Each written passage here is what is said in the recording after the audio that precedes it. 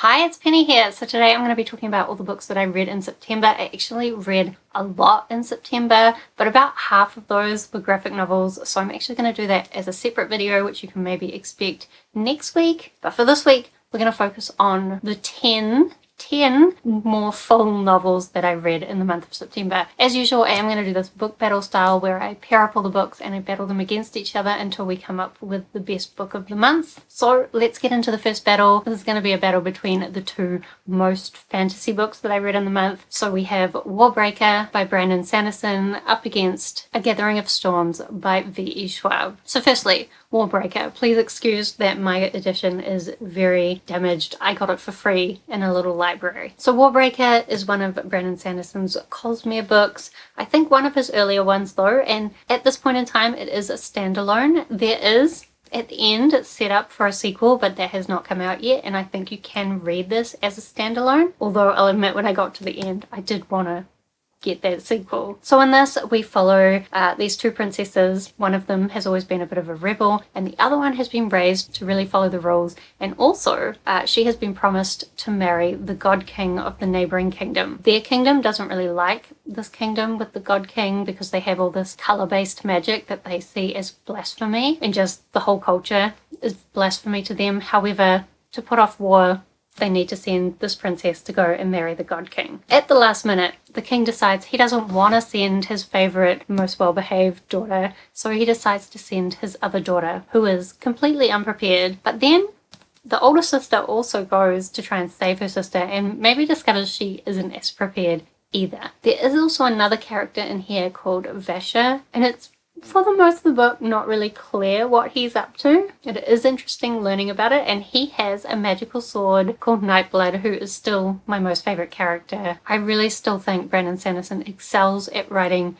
inanimate objects with a personality. Oh, and actually we also have Lightsong, who is a god who doesn't believe he's a god. And the magic in this world is breath-based, so every person is born with a breath, but you can give it to other people, and if you accumulate enough breaths, you get certain abilities. It's a very Brandon Sanderson-esque magic system. So I enjoyed this. This was a reread for me. I don't think I enjoyed it as much on a reread, especially compared to I recently reread Mistborn and Elantris, and the rereads of those were phenomenal experiences just because I could see everything coming. Whereas this, for starters, I don't think I remembered it as well, but I also don't think some of those things that happen at the end were as well seeded, or that it even has like the same level of Sanderlanche as some of his other books. In fact, I think in general this is a bit simpler than most of his other books that I've read. However, I do still think it's a good time. I think it has a lot of really interesting concepts in there. I mean, just for Nightblood alone, I love this book.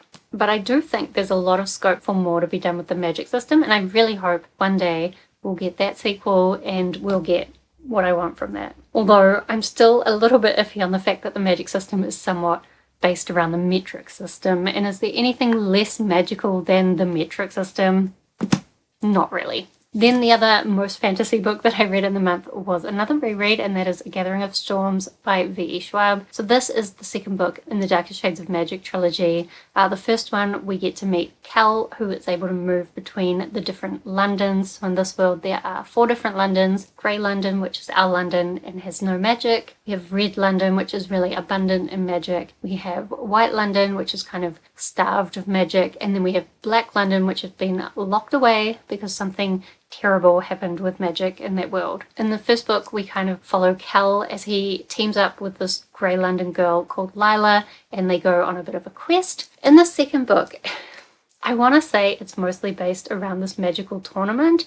However, the magical tournament doesn't really get going until about 80% of the way through. Also, I'm talking in percentages because I listened to the audiobook of this and I did not like the audiobook. I wish I had time to reread this physically because I do think I would have enjoyed it more that way. That could just be a me thing though, because the audiobook narrators are Michael Kramer and Kate, I've forgotten her name. Anyway, the same audiobook narrators as a lot of Brandon Sanderson stuff actually, and also the audiobook narrators of The Wheel of Time. And just the way they were narrating it, and because I recently listened to The Wheel of Time, all I could hear was the Wheel of Time characters. It took me until about 80% of the way through when the tournament started and the plot finally got going for me to be able to stop hearing the Wheel of Time in my head when I was listening to this audiobook. So I don't recommend the audiobook, but maybe it'll be to some people's taste. Like, if you like the Wheel of Time, maybe you'll love it. But for me, it just made the whole experience worse. I think as well, like on first read, I really enjoyed this. But on a reread, I was really waiting for that magical tournament to start. And as I said, the first 80% are really just the characters getting in position to be in this tournament. And I also just couldn't get over the fact that Lila is somehow part of this tournament that's kind of like Olympic level sports, right? But for magic. And Lila, who's completely new to the world of magic, is somehow able to get into this tournament and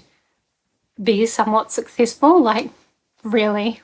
It just didn't make any sense to me, especially because she was so like ignorant of everything that was going on, but still like managing to pull off some kind of con. It was kind of stupid, to be honest. Also through here, there are tiny bits of like a black magic thing being set up for the third book. They don't go anywhere in this book, or maybe a tiny bit, but only in terms of like the last line being a complete cliffhanger, because everything in this book is set up for the next book. So again, like Warbreaker, I didn't enjoy my reread of this as much as I did the first time. However, I am still very excited about the third book because I really liked the first book when I reread that. And I think the third book, everything gets epic again. So if I am battling these two books up against each other, I am going to pick Warbreaker just because so much more happened in it. Although I don't normally let rereads win the battle, so we'll see how far this one gets. Okay, this next battle, I'm going to say these books are both about creation myths. So firstly, I have the last two books of the His Dark Materials series by Philip Pullman, The Subtle Knife and The Amber Spyglass, up against Sky Dancer by Witi Ihimaera. So first, let's talk about His Dark Materials. I think it was last month that I read the first book, and the key thing I took away from that is that I didn't really like the character Lyra, and that I didn't really understand why children would love this series so much, and I also didn't really understand what all the drama was around people thinking it was anti-religion. Obviously it was, but it didn't seem that bad in the first book. It definitely got worse in the next books, where it was really strongly leaning on the idea that the authority, Lyra's world, were the bad guys, and the authority is essentially the Catholic Church. And as well, The Subtle Knife and The Amber Spyglass got more and more into like this Christian mythology and basically set up the church as like deceivers that, I guess, at some point, like a more generous interpretation is that it thinks the church made a mistake, but regardless, it thinks they're using these false ideas to control people, which is perhaps, depending on your perspective, a valid criticism of the church.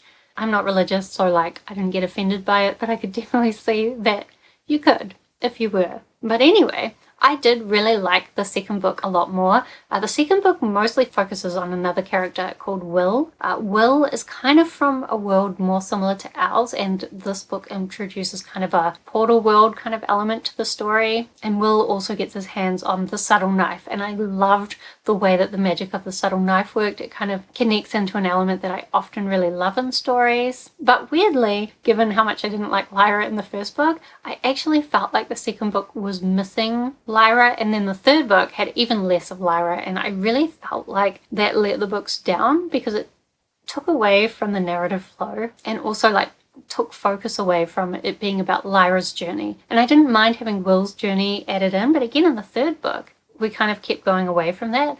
There was so much focus on these different adult characters that hadn't been properly developed, and just there was too much in these books for the length of them. That said, I can now understand why a lot of people might have liked this as a kid. Like, I think if I'd read it as a kid, I would have found the ideas in it like super intriguing, and if you've never read anything that kind of explores the ideas, I think you would find them intriguing. Definitely if you have a religious family, they wouldn't want you exploring these ideas. There are some things to think about, even if they're things you disagree with. And even as an kind of an anti-religious person, I didn't really agree with everything in these books. I actually thought at the end of the series it started getting kind of religious, like anti-Catholic Christian church, but still very religious. And I thought that kind of let down the whole thing. Also, like about the last quarter of the last book was very slow paced. It kind of climaxed and then just a bunch of kind of stupid, kind of reflective stuff happened, but I found it really boring. So I definitely think The Subtle Knife was the best book in this series, but overall, I don't think the story was everything it could have been. As I said, some interesting ideas though. Then the other book in the battle is Skydancer. So this is a really strange one. How do I even describe this? We're following this young girl who has taken her mother away to this small town in New Zealand to get her away from her abusive boyfriend who is also enabling her mother's drug habit. Her mother is very unreliable. She used to be, though, a celebrity. And when she gets to this small town, some people are very excited to have her around. She gets involved with the school play, which doesn't go well. But also there's this thing going on where this girl is staying with these two older women, and the older women are basically like, you are the chosen one, this event is going to happen and you're the one that needs to save the day. Now the event that they're talking about is related to the birds. So then we get some snippets of like Maori mythology, the creation myth, and specifically around the god Tane, who is the god of the forest and created all the birds. But in this world, the seabirds and the land birds are at war. There are massive chunks of this book which are basically like war councils of the birds, and it goes very deep into like military tactics, which is not something I enjoyed, but I wanted to really love the parts with the birds. And I really do think that this book could be adapted into an amazing TV show. Like there's so many pieces in here that are great, but the way that it's written, not really. As well, this was written in 2003, and the way that it addresses certain issues felt very 2003, and by that I mean felt a little bit problematic. But as I said, like, I love the ideas of this, and so I think if like a chosen one story based on Maori mythology with like bits of bird wars and time travel is something that sounds interesting to you, I still would recommend this. Just be aware the writing isn't the best and the way it deals with certain issues isn't the best either. Anyway, if I am going to put these three books against each other, I actually am going to pick Skydancer just because like his Dark Materials was not my style. This was not really my style either. However, a lot of the elements in it are my style, and I love the ideas of it. Okay, then we have 3 audiobooks that I read this month. They're all kind of mystery thriller type things. So we've got The Sundown Motel by Simone St. James, up against The Pursuit of William Abbey by Claire North, up against The Grimoire of Grave Fates. So firstly, The Sundown Motel. This is a thriller kind of set in 2 timelines. Firstly, we're following this young girl named Viv who is working nights at the Sundown Motel, but there are a lot of really strange things going on, and she ends up investigating a bunch of murders that have happened in the area that perhaps have a connection to the motel. Then as well, we're following her niece. How many years in the future? Maths, 25 years in the future? So her niece also ends up getting a job working nights at the motel. She's trying to investigate what happened to her auntie who went missing 25 years ago while working at the motel. And while she's investigating that, she discovers all these other murders and starts investigating those as well. So there is also an element of ghosts in this, but I didn't think too much was done with that. And to be honest, I don't think that much was really done with the mystery at all. Like, I do think the different clues came together in a satisfying way, but it wasn't like a mind-blowing way in any way. There were some twists at the end, as you expect with a thriller, and there was some excitement at the end, as you expect with a thriller. And I think, honestly, I think it was really well written. I just personally didn't connect with the characters, and I think that's because a lot of the non-murder themes in this book were based around like new adult coming of age themes, trying to find your place in the world, trying to make a difference, that kind of thing, and just trying to find your place in the world. New adult characters are very far from my experience since I'm now far too old, and so it just wasn't my thing. It wasn't my style. Is that what we're saying in this video? But I do think it was well written, so if it sounds like something you'd be interested in, you might like it. Then we have The Pursuit of William Abbey. So this is a really strange one. It's like a historical fiction. We're following this doctor who goes to work in Africa, kind of because he was disgraced in America where he came from. America? I think so. But when he's working in Africa, basically he witnesses this young boy die in quite a graphic way, to be honest. So be warned. And at that point, the mother of this young boy curses him with a shadow. So in this world, there are people who are cursed with shadows. Not everybody sees it as a bad thing. However, the shadow will then constantly chase you. And if the shadow ever catches you, the person who you love the most in the world will die. So like, most people would see that as a bad thing, right? Of course, if you don't love anyone, maybe it won't be a problem. The other effect of having this shadow catch up to you is that the closer the shadow gets to you, the more you can sense the truth of things from other people. So generally, only the things people care about, you will know their truths about those things. And I think something I really loved about this book is when the shadow is really close, these characters just get completely unhinged. They cannot stop themselves from like shouting out the truth of the people around them. Like honestly, the parts where the shadow got close to these different characters were my most favorite parts. So this guy ends up being recruited into this like spying agency because of course having people who can tell the truths of people around important people can be quite a good spying tactic. But you do have to constantly keep them on the move because if they get too close to their shadow, then there's going to be problems. So I really love the concept. I loved what was done with it.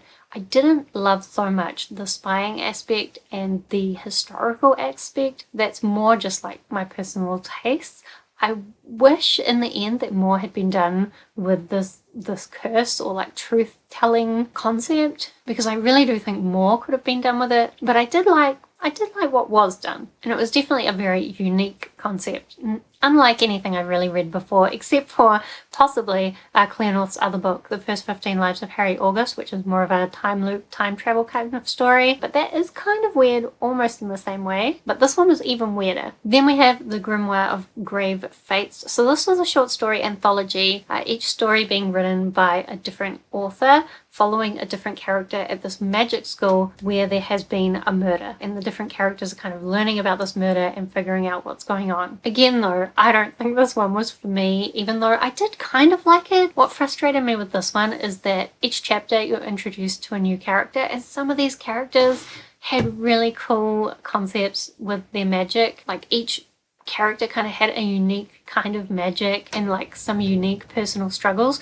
but because they were short stories, there was only so much they could do to work through those struggles. And like, this is a YA murder mystery short story anthology, so the struggles that they were working through were kind of, a lot of them were teen angst type things, and for me to read teen angst, I really need to see it go somewhere, but a short story often isn't enough to go anywhere with these concepts. So for most of these short stories, I did just end up quite frustrated. There were a few which I think pulled it off, but most of them didn't. I think as well, even though there were connections between all the short stories, because it's all set, it's all kind of part of a bigger story, and I really would love to know about how their creative writing process went for this one. But in the end as well, I just don't think it had kind of the thrilling, everything coming together kind of feel that you often want from like a murder mystery thriller type book. But I would love to see, actually what I would really love from this short story anthology is for every single author to now go away and write a full story about the characters that they created and the magic that they created. That would be cool. Anyway, if I'm putting these three books up against each other, I think I'm actually going to go with The Pursuit of William Abbey, just because the concept was so interesting, and even though like I think the pacing made me struggle a little bit in some parts, like the concept was still amazing. There were just some parts I really loved. So that's the winner of this battle. Okay, then the last two books that I read in the month of September were also both murder mysteries, and that is Ruth Rendell Collected Stories and In My Father's Den by Maurice Gee. So firstly, Ruth Rendell Collected Stories. This is a book that I saved from my auntie's unhaul pile, and it is just a short story anthology of a bunch of Ruth Rendell mystery type things. In the end, this book ended up kind of being a book of three parts. The first third, I really loved the mystery stories. I thought they were really clever, some like cool themes being introduced.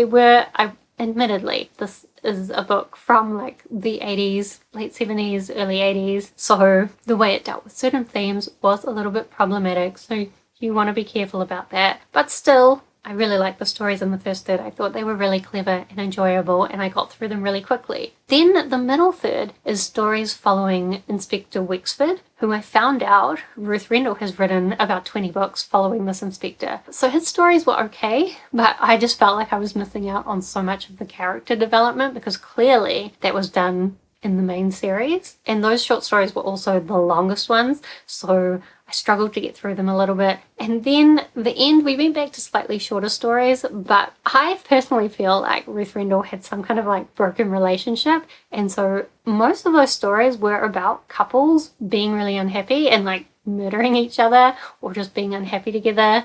A few about older women, which I guess maybe she was getting older when she wrote those ones. But just overall, those ones at the end, I didn't like the characters. I didn't find them as clever as the first third stories. And I just was kind of glad to finish it after that last third. So it was a bit up and down, but I would recommend like reading the first third of this book if you're interested in some clever murder mysteries. Then we have In My Father's Den by Maurice Gee. I wanted to read this because it is a New Zealand author, or he is a New Zealand author. Is he still alive? I honestly don't know. This is from 1972. There was a movie made based on this book. I can't get my hands on that without paying money, and I don't want to, but I think they must have made some significant changes in the movie because I've seen people really like this movie.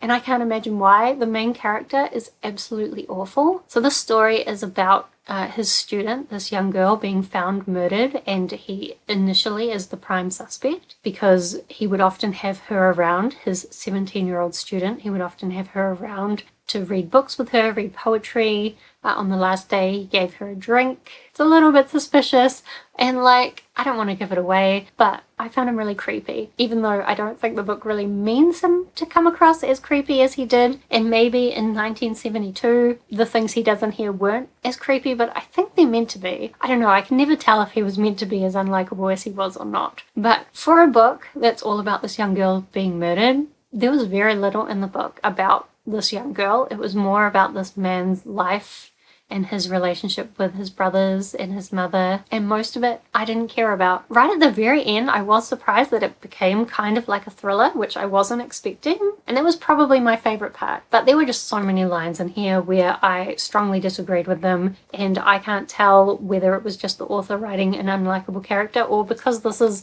a white man in 1972. Like, I think it's quite likely that he really believed those things, and that's not a great time. So if I am putting these two books up against each other, obviously I'm going to pick Ruth Rendell Collective Stories. Obviously I'm actually going to pick the first third of this book, but that's not how the book battles work, okay? Okay, now we're going to pick the best book of the month, but first let's do a little semi-final battle. So we have Warbreaker by Brandon Sanderson up against Skydancer by Witi Ihimaera. So if I'm putting these two books up against each other, I think actually it's probably obvious that I liked Warbreaker more, but because Warbreaker is a reread and hence can't win the battle, I'm going to put it aside and we're going to put Skydancer through to the finals. And then for our other semi-final battle, we have The Pursuit of William Abbey by Claire North up against Ruth Rendell Collected Stories. Which one is my favourite? I think the first third of this I liked more than I liked The Pursuit of William Abbey. However, this is a full book. And admittedly, there are parts of William Abbey where I also didn't like it, but I think as a whole, because The Pursuit of William Abbey is a whole, this is not. This is a bunch of pieces stuck together. So I think as a whole, I like The Pursuit of William Abbey better. So we're going to put that through to the finals. So then our battle for best book of the month is going to be Skydancer by Witi Ihimaera up against The Pursuit of William Abbey. And I feel like it's kind of obvious. It is true that I love the concepts of both these books a lot. And I think the execution of both of these wasn't quite as good as it could have been. But I definitely think the execution of The Pursuit of William Abbey was better. So I'm kind of surprised, but The Pursuit of William Abbey is going to be the best book of the month. So let me know if you've read any of these books that I talked about in today's video, because I would love to talk with you about them down in the comments. Also, check in again next week when I'll do my wrap up of all the graphic novels and comic books that I've read, and I will battle the winner of that battle against The Pursuit of William Abbey to like really decide the winner of the month. I actually think a graphic novel might win, but I guess we'll see. Anyway, thank you so much for watching. Do subscribe down below if you would like to see more of my bookish videos. Otherwise, I hope you are doing well, and I will see you next time.